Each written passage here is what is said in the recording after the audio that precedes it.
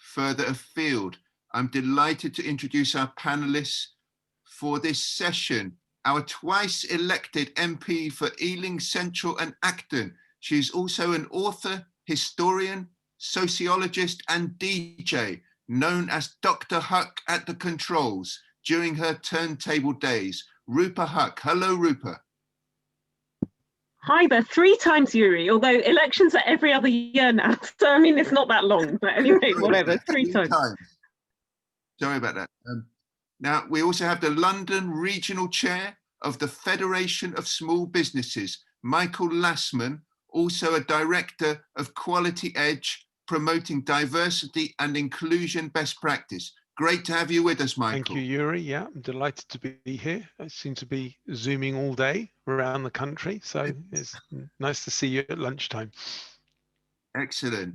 We have Sean Dhadialla, an Ealing-based data and artificial intelligence expert and business strategy advisor who worked with global consultancy Capgemini in the past. Greetings, Sean. I can probably shout to Hanger Hill and you'd hear me from there. Actually, I'm not too far away from you guys. Yeah, so thank you, Yuri. And well done on getting my surname. That was the hard bit. And joining us from New York City with a 7 a.m. bagel and coffee, marketing strategist, entrepreneur, and former management consultant with recruitment consultancy Kelly Girl, April Rudin. Sorry, April, for the early start. No, it's really great. I was looking forward to showing everyone my view, but since it's dark outside, I won't. Our topic today, the most pertinent one: can business ever truly recover from COVID-19? Rupa, every MP in the House of Commons, well, we hope so anyway, has the interest of their constituents at heart.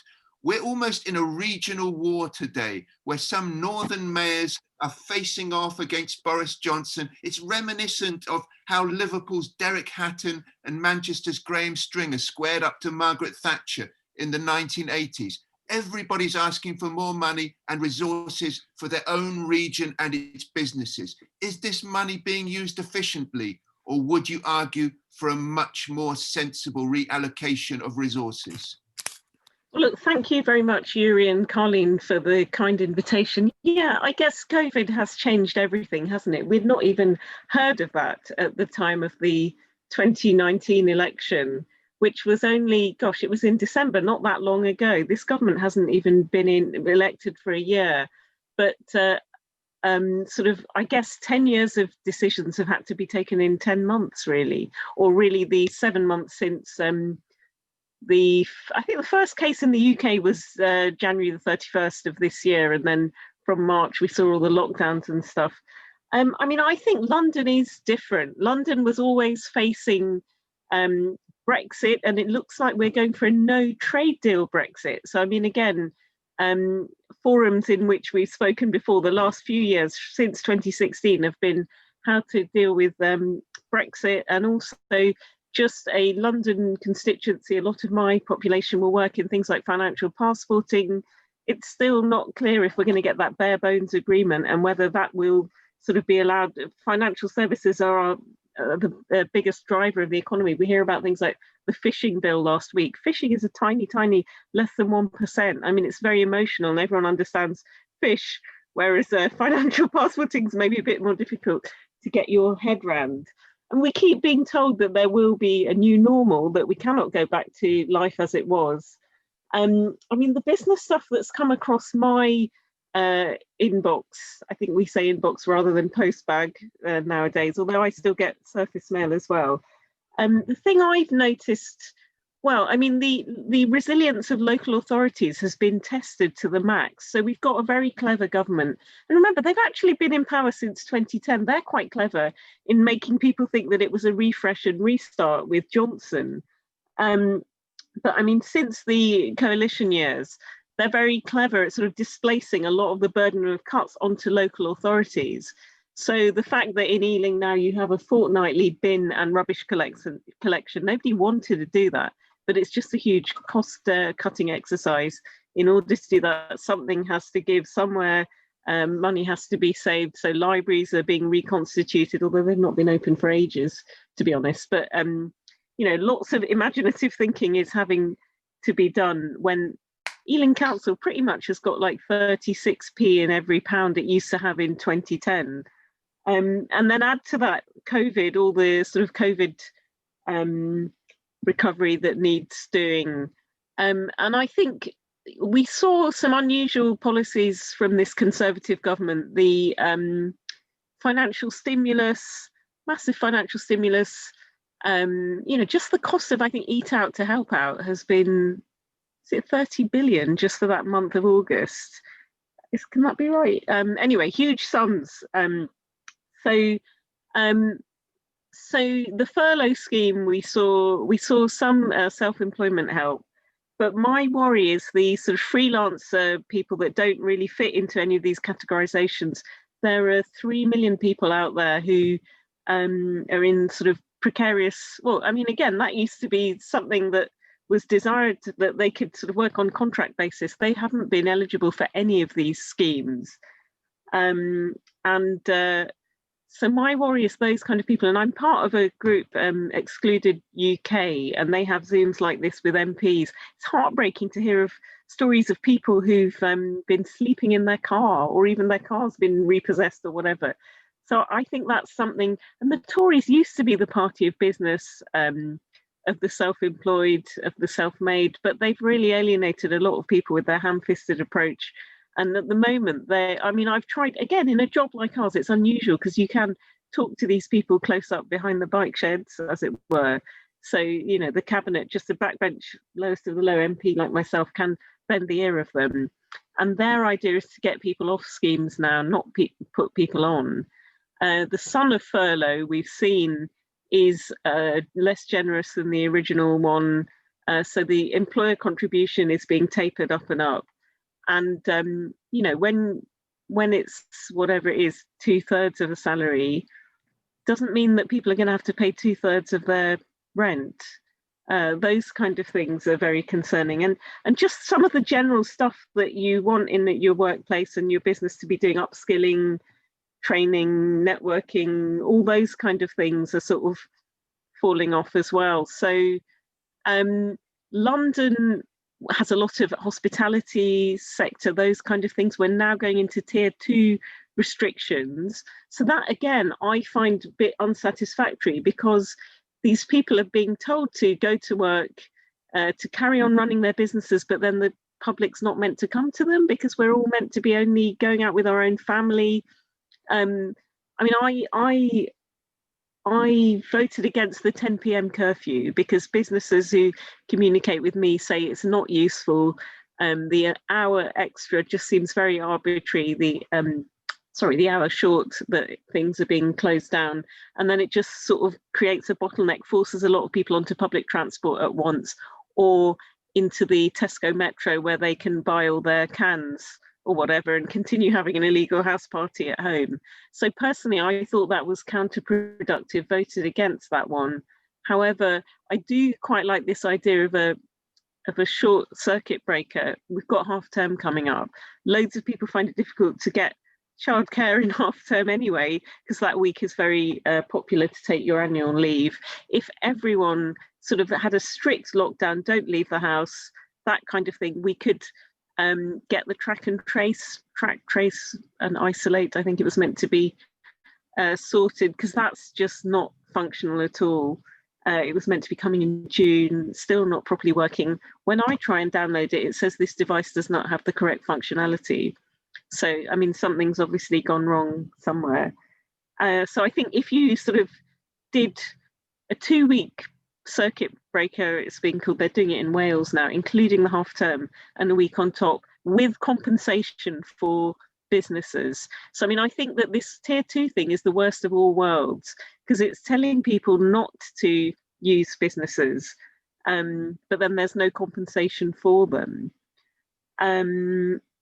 And then also sort of all the other ancillary things coming up, debt advice, mental health, counselling, all those things are seen as soft things that are sort of falling off. So yeah, I mean, a promising start, but other countries like Germany are putting their furlough schemes in place for much longer than ours. They seem to have sort of cut the cord very suddenly when people are going to need support. This is not going to be over by Christmas, as we were originally told. And I think the government's losing a lot of the business community with its actions. Rupa, thank you very much for setting the scene there, and thank you very much for taking time out of your very hectic schedule to join us for this discussion. And I'd like to build on some of those points that Rupa laid down there. Of course, the neighbouring Republic of Ireland as well, excuse me, announced a 6-week lockdown yesterday, 6 weeks. And I'd like to bring in Michael Lassman from the Federation of Small Businesses. It's widely understood, Michael, by economists and students of politics that a healthy democratic society has a very high proportion of small businesses and is not dominated by a small group of oligarchical interests. Does this government understand that the needs of small businesses are very much different to those of the corporate sector?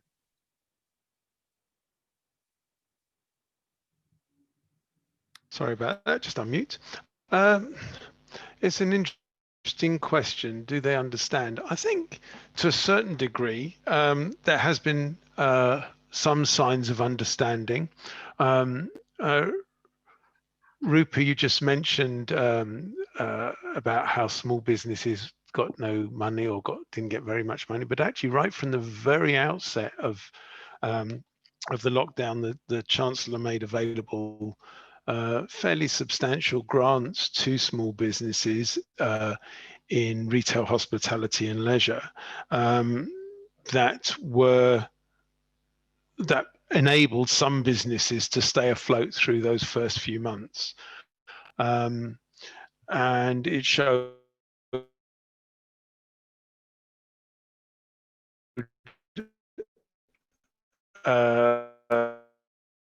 immediacy of an understanding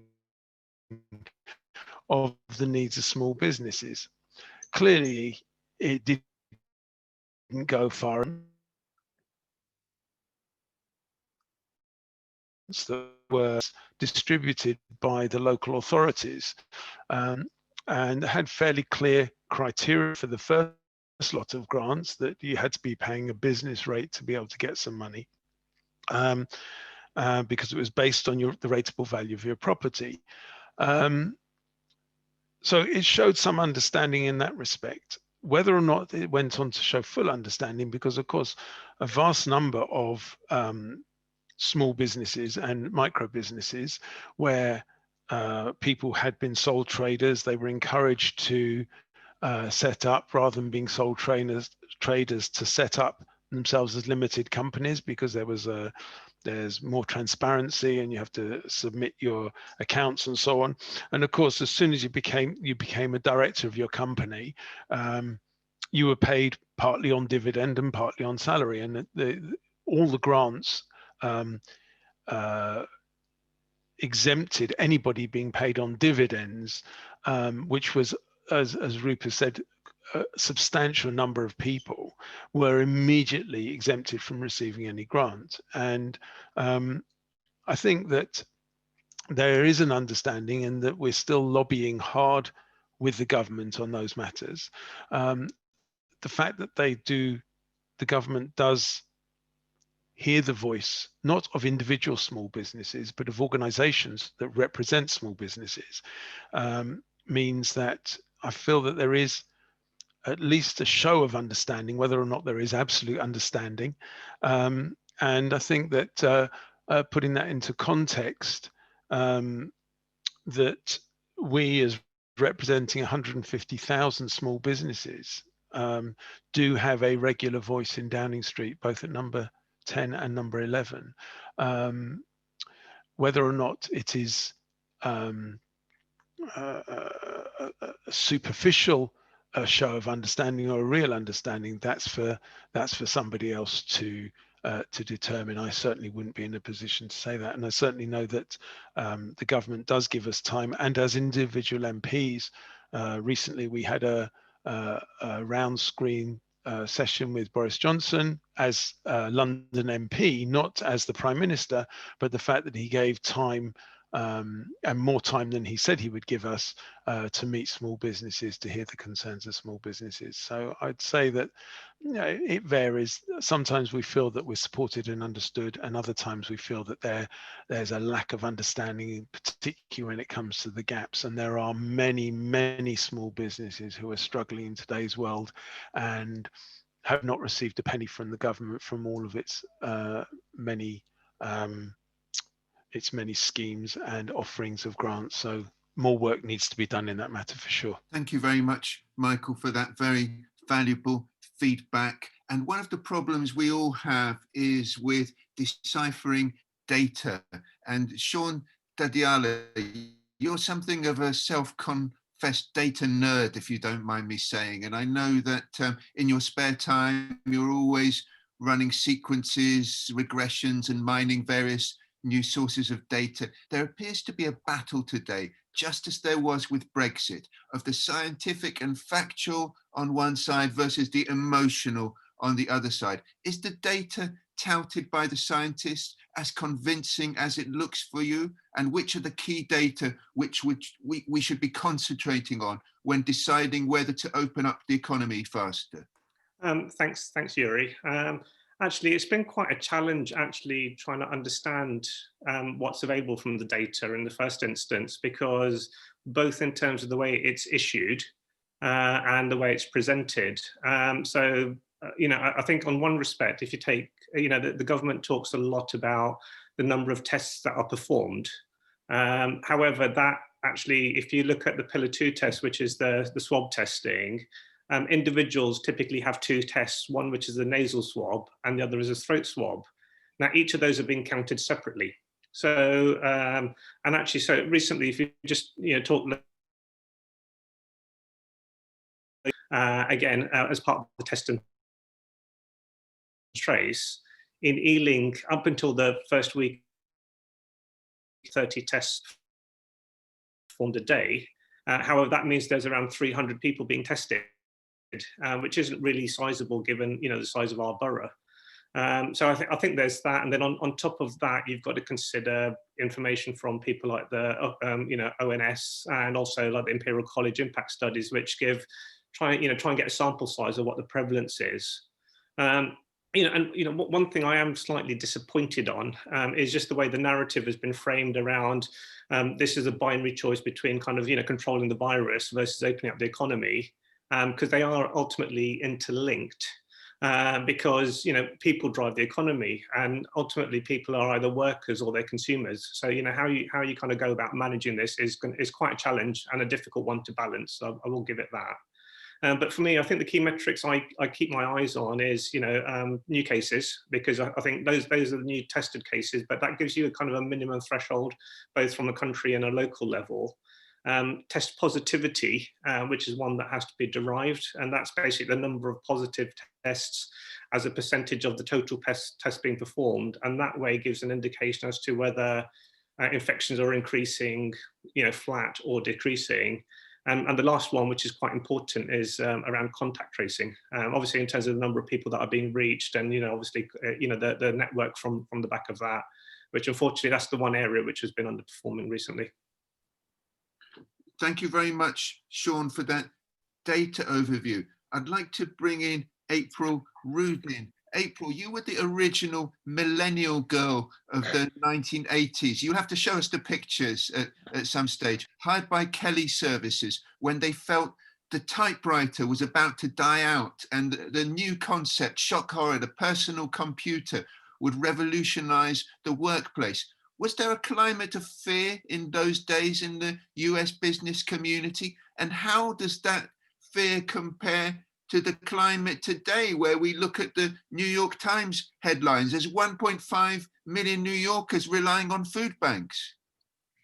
Yeah, so I mean, when you think about all of the fears that we can have and all the uncertainty over time, certainly fearing digital is, you know, the least of our fears. Although at that time, right, in the 80s, it seemed to And I guess sometimes now as well, something really looming on the horizon as replacing jobs, right? People were uncertain about how automation and computerization impact skills. Could people upskill as quickly as they needed to? Could businesses find the manpower that they needed to run their business?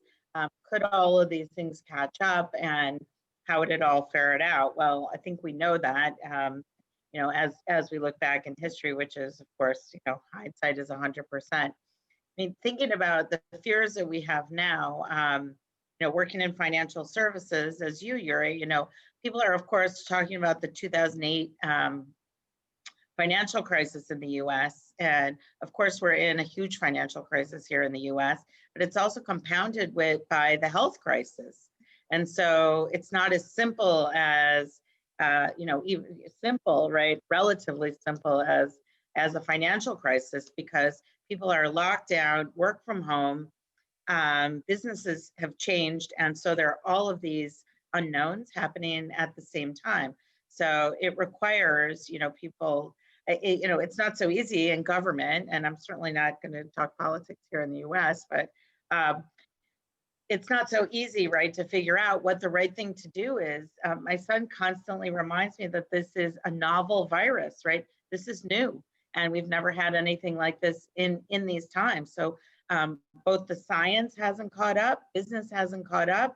I keep thinking to myself, we're going to find out next year, maybe, or subsequent years, everything that we're doing was the wrong thing, or the wrong thing at the wrong time, or does this plastic really work, or are gloves important, or some of the things that science will uncover. But having seen all of those problems, I would say that there's also, for small business, and I've been a small business since 2008, a real opportunity and a lot of white space for taking advantage of the opportunities that this shift in our entire economy and society has created. So that's how I feel about it. Thank you very much, April, for the US perspective. And now if we zoom down to be more micro-local, Rupa, Ealing is now officially, I think, the borough of London with the highest number of COVID infections. What do you put this down to? Well, look, I mean, I think I did a few interviews on this on Thursday when that revelation came out. I've not looked at the figures today. Maybe Sean knows, because he's a data geek. But these things change. So, I mean, since it started, we weren't always in that position. Actually, we were always in the top half of the table, but that's with 32 boroughs. So, I mean, between, position 15 and 1, it has moved around. And certainly, I think the Friday before, I always have a weekly call with Julian Bell. We were 4th. Richmond was number 1. I think there was Redbridge, Hackney, and City of London, or something. Sorry, Hackney, which includes quite a chunk of the city. Then we were number 4. So still, actually, those figures per 100,000 are way down on your Manchesters and your Liverpools. And the daily death rate is kind of 1 or 2, I think. I think I do. Sorry, no, some days we don't have any. Sorry, the weekly death rate is in very tiny, tiny figures. I mean, I think the question I was being asked on the interviews I did at the weekend was, and in fact, you've seen a lot of Tory MPs for your Bromleys and Bexleys, and I think even the Wimbledon guy were jumping up and down saying, we don't want to be in this tier 2 because our figures are lower than you guys. You're pushing us up. I think London, we should act as one city. London is a very mobile place. And we've seen also with the fluidity of these figures, how it can change. One event can push someone right up that table. I know colleagues from Luton were saying that earlier, when the time when it was Leicester first, and then I think Luton in a sort of hard lockdown. I think when the message was stay home, protect the NHS, save lives, everyone understood that because it was very clear communication. I think this balkanisation with different bits of people, different bits of places splitting off is less easy to understand.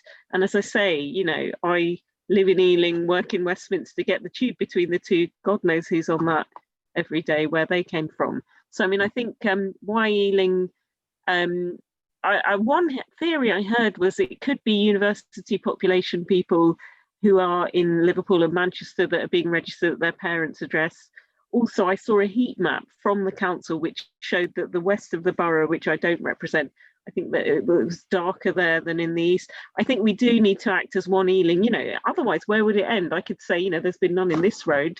I don't want to be part of that Ealing, or, you know, the Acton's had less than Southall or something. I don't think it's helpful to play bits off against each other. And also these numbers are clustered quite similarly. So again, as I say, the week when we were fourth, we'd not even had 70 cases per 100,000. It doubled in a week. And I think there are a lot of boroughs clustered around that 70 mark. Just below us, I think, were Brent and Harrow, but it was only a fractional differences between them. So yeah, I mean, I guess I'm not an epidemiologist. Maybe everyone now is an armchair epidemiologist. So I mean, I can't answer too detailed about all of these, but I mean, I think we've just got to get through this, and maybe a decisive action in places like South Korea and Taiwan and even China, in Wuhan, where this whole thing originated. They've completely eliminated it, and it was by doing a very sort of short, sharp shock type of circuit breaker. I think that's what we need now. Thank you very much, Rupert. And I'd like to stay on this topic of the local versus the regional. Michael, at the FSB, what is your manifesto for getting London and the country back to work? Do you call for more of a hyper-local, laser-focused strategy for different regions rather than a more national approach? Well, it's such an interesting question. I mean, I think that on a national level within the FSB, I'm always a bit nervous about saying London is different. And I'm sure Rupa knows that all too well as a London MP, saying but London is different. You know, we are a different place to the rest of the country in so many different ways.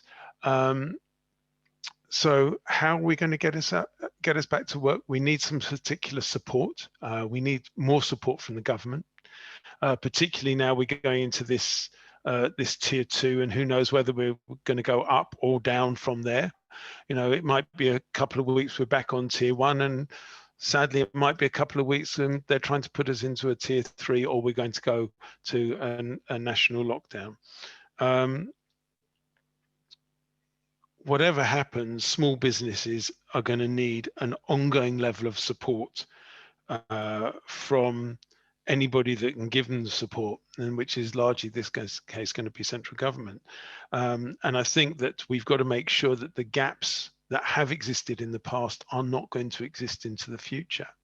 We also have to recognise there are elements of the capital that are different. We're the centre for tourism in the UK, we're the centre of culture in the UK, and maybe the cultural and tourism needs some special cash injection. I'm not suggesting that we should now be opening up to tourists. It's not necessarily the time, but who knows, you know, that we've gone through probably the worst summer for tourism that the country's ever known, certainly in recent years, and the thought that it might go through to 2021 and be the same would be the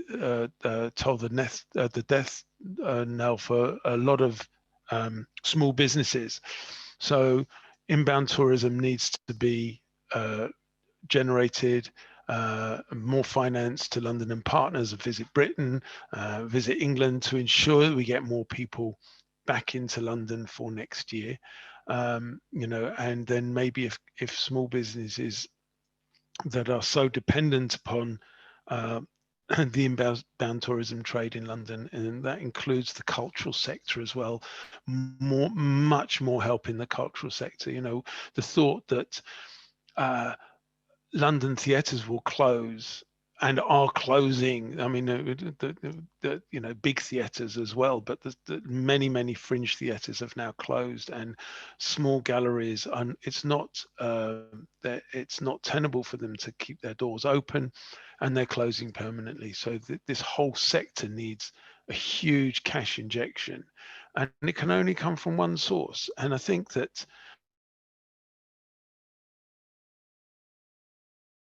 government, that there's no magic money tree. Well, we've kind of been shown that there is a magic money tree, and it just needs to keep being harvested. How and where we end up paying for that, I'm not quite sure. Thankfully, that's not my job to sort out. But actually, somehow the government is going to have to prop up all these businesses, because as and when we come out of COVID, and as and when we get back onto an even keel, these businesses are going to have to succeed. They're going to have to be there, and they're going to have to succeed, because if they're not there, what are tourists going to come for? You know, we need London to be thriving. We need it to be a thriving economy. And if we're not thriving because there aren't the people because of COVID, then those businesses need the support. Thank you very much, Michael, for painting that very vivid picture. And it's heartbreaking walking down some of the streets, both here in West London and in Central London, seeing shops not just closed, but where the entire contents of the shops have been moved out. The cinema in Acton Park Royal shutting down. I'd like to bring in Sean Dhadialla. If we look at how some other countries have handled the pandemic, particularly in Asia, you know, we look at Hong Kong, 8 million people, only 6 deaths from COVID, and life very much back to normal. Rupa was talking about China, about Wuhan, about South Korea, Vietnam, Taiwan, where the economy is back and functioning. What can we learn about how the rates of the infection can be reduced, contained, and the economy reopened from the examples of some of the Asian models? Yeah, I think there's always a challenge when you compare with some of the, I guess, the East Asian kind of markets and economies, because they've had more experience with dealing with pandemics and epidemics, and also I think you've also got to consider their cultural kind of factors as well as part of that. There is, however, a lot to learn. I think a common trait across all the countries that have actually managed to find some way of getting control, whether that's the Asian countries or if we look at New Zealand and elsewhere, and even some close to home in Europe, is that a common trait has been that they've all essentially had very harsh measures at the start, obviously to kind of get and help suppress this, and then also kind of building a very robust test, trace, and isolate kind of infrastructure off the back of that. I think and off the even with some countries which have got some countries are still closed for travel to foreigners. Others have got mandatory testing and quarantining in place when you arrive. And those aren't measures that are in place here. I mean, I was just, the chief exec for Heathrow was on the news earlier saying, they've got pilots that they're trying, but that's still not something which has been kind of managed, because we're essentially relying on trust and goodwill. However, there's obviously been a big reluctance in compliance off the back of that. And I think the other piece is, a challenge we've got at the moment is, I think, where you have cultural factors where people are more compliant, more adhering to kind of government advice and things like that. We have had a lot of resistance here, both driven from a lot of skeptics. So there's a huge prevalence in terms of the whole skeptical kind of movement around COVID and any controls such as masks and other factors like that. But also, I think just because of various kind of incidents that have occurred, there is a bit, unfortunately, a distrust in the government messaging around that. So I think there needs to be a lot more clarity around what causes regions or nationals to go into restrictions. I think to Rupa's point earlier, different boroughs in the UK and even different counties in the UK have lower prevalence rates to Manchester, but actually they're still higher than when some of the regions went into restriction in the first place. So a place like Cornwall has got one of the lowest levels in the country, but it's still actually a higher rate when some of them, the Midlands and the North East and Northwest went into restrictions, months ago. So, it's all relative, but I think there's some, clarity that can be done. And also, the big challenge we've got is improving the tracing element of test and trace, and, giving more empowerment to local authorities, I think would be kind of quite useful there. Thank you very much, Sean. Yep. If I move over to April, some businesses, including those in the financial services sector, have been digitizing very rapidly over the last 2 years. So some of them are actually looking quite well prepared for the COVID pandemic. Is it too late for businesses, particularly small ones, to change the way they work, or are there still things they can do? That's a great question. I feel like, yes, a lot of businesses have digitized. And as you know, people have been saying, right, we've had five years and 5 months, right, as people have pivoted their businesses. And large financial services institutions would be the most difficult to pivot, given regulatory, number of people, impact, and so on. So I think small business owners and events like this, Carlene, right, are perfect so that people can learn ways that they can pivot their business and how they can change. And I have to say that, I've seen, there's so much I could say about this, right? The United States is a huge country. When I hear you talking about London or talking about even the UK, every single state, like the United States, have never been less united, right? Each state, we don't have a federal policy here, which is crazy. Well, we're not going to talk about that right now, but you could watch last week's Saturday Night Live if you really want to learn more about American politics right now.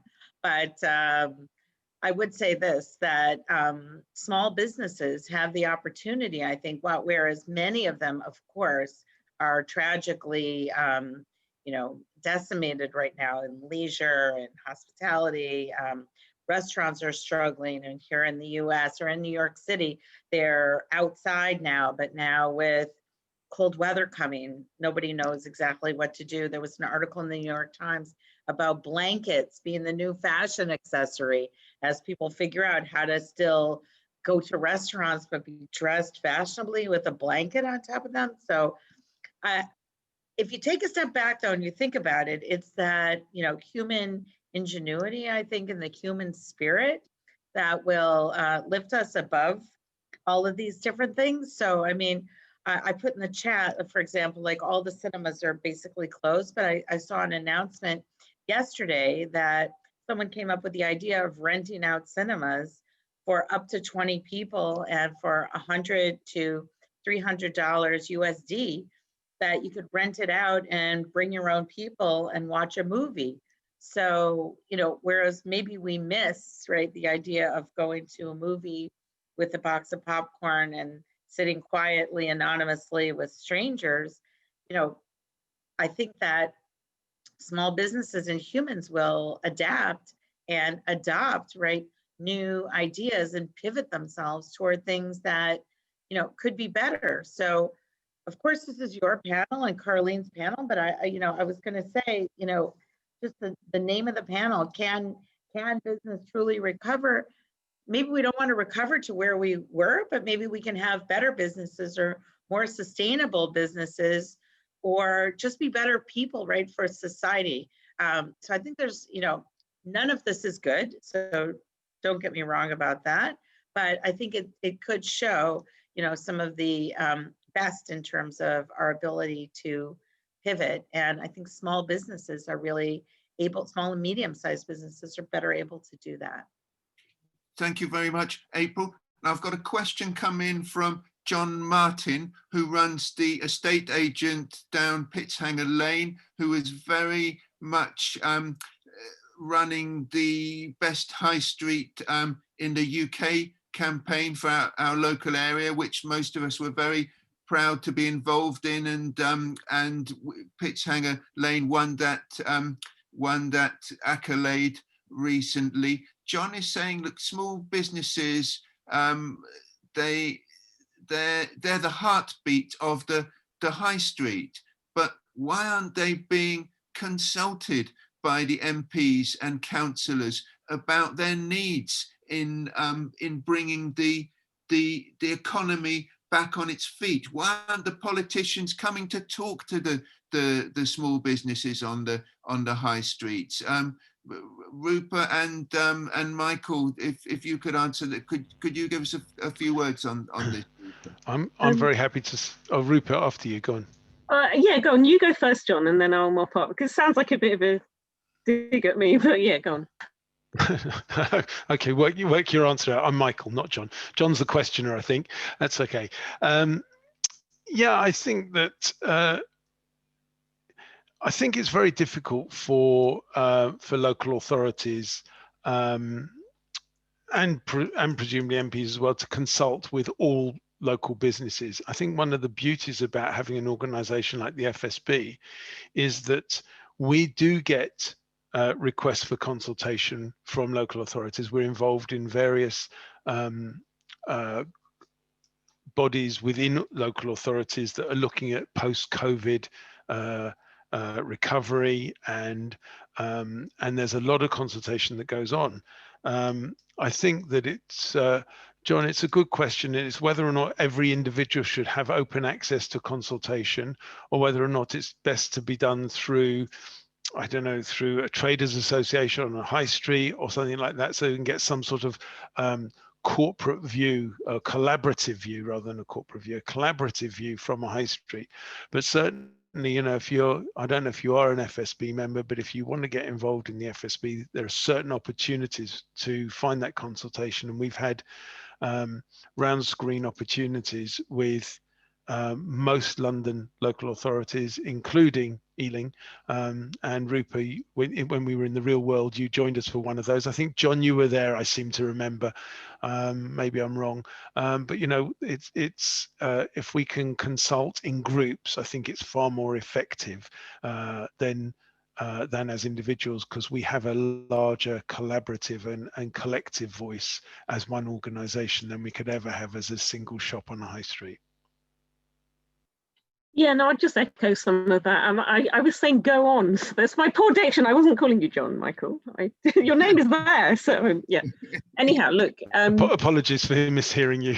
That's all right. The way that Parliament works is that if you email your MP, and it's not me in your case actually, it's James Murray, with a postal address, or your residential MP where you live with a postal address, we are obliged to respond. But I mean, casework has gone through the roof with all this. So sort of people who've never contacted an MP before, certainly when it all started that Easter holiday, wasn't it, March, April, that time, sort of, yeah, all of my staff team were working from home, so we're working remotely, so that is different to normal. We're going in when Parliament is sitting. Today it's a one-line whip, so I'm doing all my desk-based stuff from home. Yesterday I was there till blooming after 10 o'clock voting. So I mean, we, rather than going, because you know, I represent 75,000 people, so as Michael pointed out, to go to every single person would be difficult. But if you've got an issue, we're always on the end of an email or whatever, so let us know. And as I say, James Murray is your one. I've helped a lot of businesses, put them in touch with, I think he's called Arshad Younis from Ealing Council. We've had issues with, because again, there's been rates relief, but again, for a London thing, the 51,000 annual threshold for that is not impossible to reach. I've been arguing that for London it is different. So those kind of things we can help with. We've also had places like Park Royal, there's a lot of people in tenanted warehouse complexes, so they're not the rate payer, it's not being passed on by the person who is. So those kind of individual cases, we've done loads of those since all this has started. So if you've got an issue, let your MP know rather than wait for them to descend upon you. And I have, thank you, Rupa, thank you, Michael. I have a comment from Victoria at Zebra Sports, and Victoria says, I feel abandoned by the government. There's no support for small businesses. Positivity doesn't pay the bills, nor does passion. I mean, Victoria is one of many people who's feeling marginalized by the crisis and the lack of interest from the government. And April, I know that a lot of people in the US are feeling this way too. And it reminds me of when the disaster hit New Orleans a few years back, when the central government said, this isn't our responsibility. The local government didn't have the resources to help people. The people were stuck on roofs and saying, we're Americans, help us, Right. you've forgotten about us. Is that the feeling of marginalization that a lot of people feel now in the US as well? And what can we do for these people and businesses who feel this way when, as the lady says, the positivity doesn't pay the bills? No, I think that's 100% true, and that's the issue that we face. You know, as you rightly bring up, right? Being such a large country, but yet the states have, you know, many times the budget, but being driven at a federal or national level, and certainly people are right to feel marginalized. You know, and it's more than a feeling, it's a reality, right? And so, you know, I would say to Victoria, of course it's true. And for many others, right? Most people, it doesn't pay the bills. So, I mean, the solution is, you know, one of many things. I wish it were, you know, one silver bullet. Even infusing money into the economy from the government isn't going to solve anything, although it can help for, you know, we've had these subsidies here in the US and they've marginally helped right over the short term, but they've largely been, you know, a small amount of money, which is $1,200 USD, which, you know, living here in New York City is not going to get you very far at all. So figuring out the amount of money, figuring out how to really jumpstart the economy is really difficult.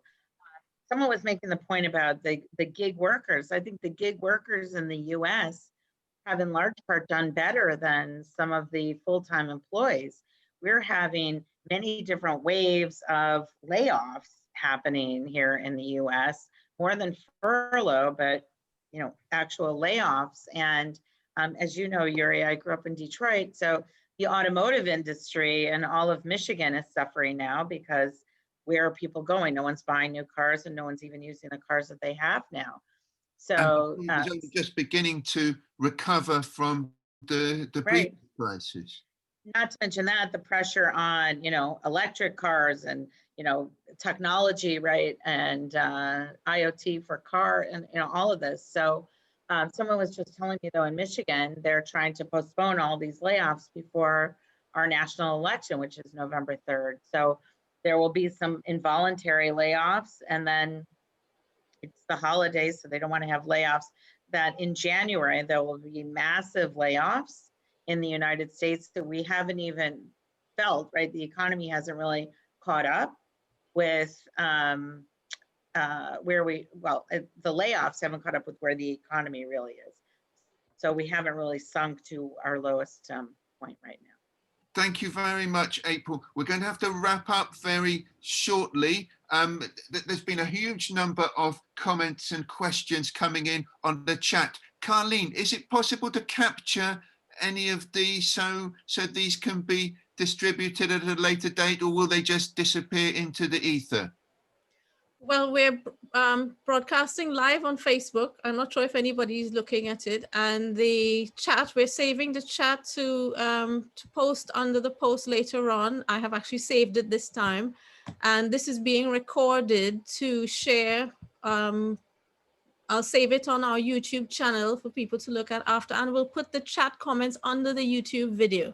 So there'll be lots of places for people to look at this again and probably continue the discussion, because only so many people can join in now. And, you know, we're into our last 3 or 4 minutes, but there's always, after an event, there's always a lot of people who want to have their say, who want to add some extra comments. So that will be available for anybody who wants to join in afterwards.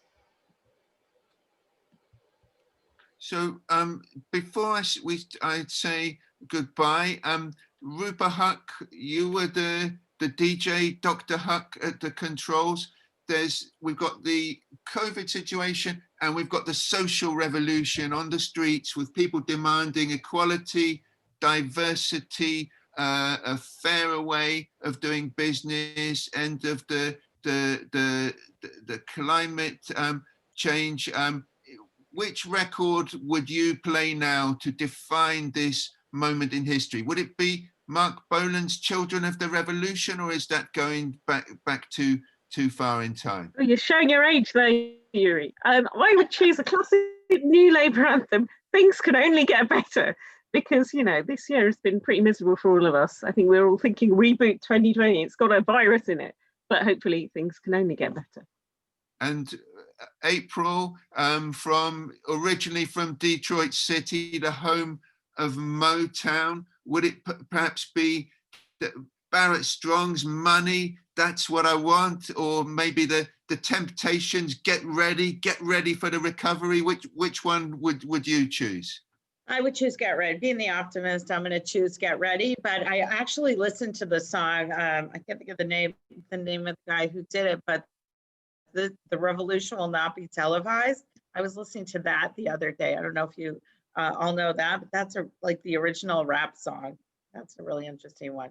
And how about you, Michael Lassman? Is the government, we want the government to listen. Would it be stop, look, listen to your heart, hear what it's saying, or something more modern, perhaps?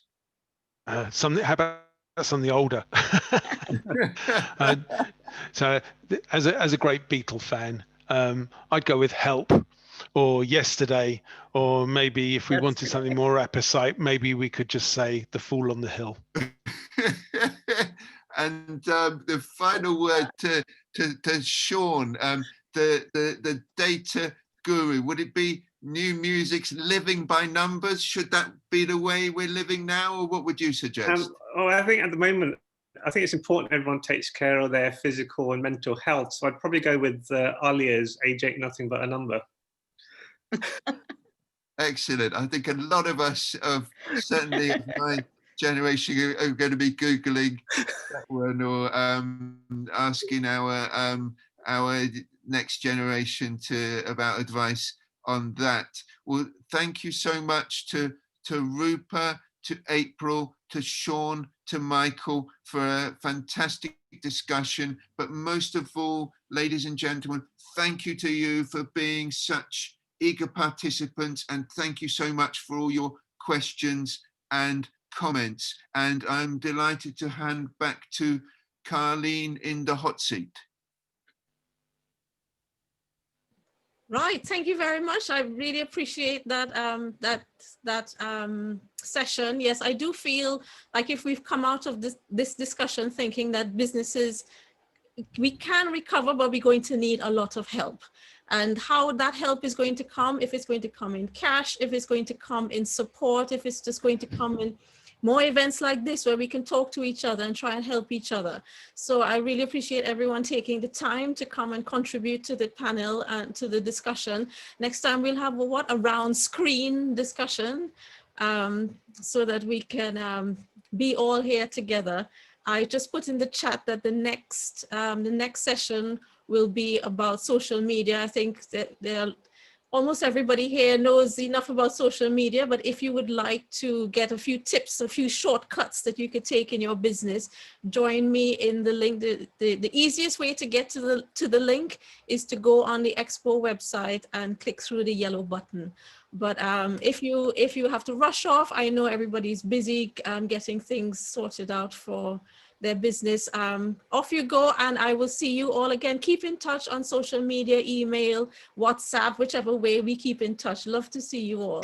So see you a bit later on. Thank you again. Thank you, Yuri, for fantastic chairing. Thank you.